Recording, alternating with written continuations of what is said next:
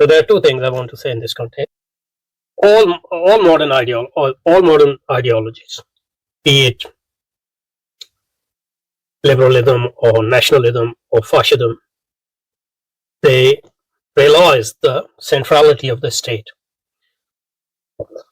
in organization of human life.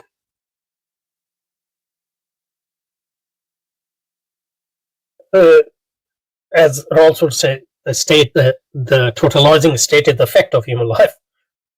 So it doesn't matter whether you are liberal, national, or fascist. The difference might be the way you use that state and for the purpose you use this. So that's why it is ridiculous to ask Muslims or Christians not to try to establish their own state. Because without a state, you can't sustain any ideology in the modern world.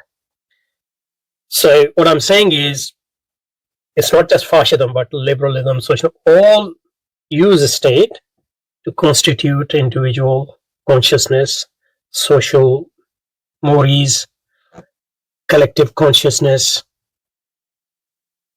market, etc. So fascism is not unique in that. Yes, they do it. Technology is different. Techniques are different. And one difference is that because liberalism believe in individual freedom, of course, socialism and nationalism also believe in freedom. They're all modernistic ideologies. But they believe in the freedom of humanity or the freedom of nation. But since liberalism believe in individual freedom, it actually needs more control. This is the paradox of freedom. Because you give people more freedom, you make sure that they are able to self-discipline. And how you make sure that they are self-disciplined? Through education, through propaganda, through advertisement, through entertainment, through making them, as Chomsky would say or Foucault would say, making them, inculcate the philosophy of futility, the philosophy of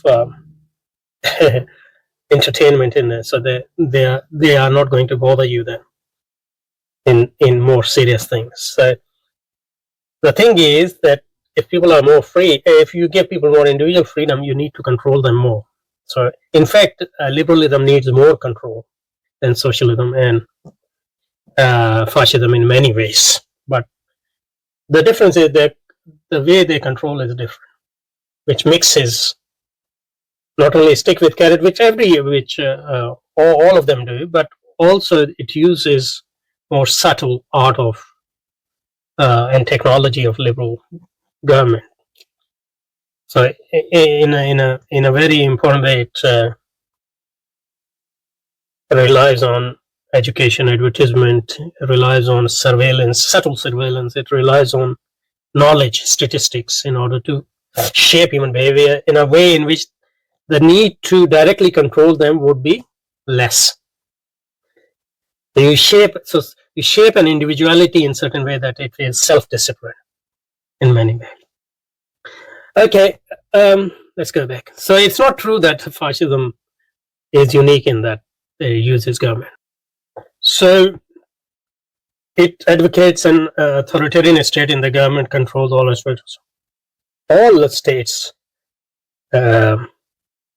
control or manage all aspects of life. Liberal state does it too.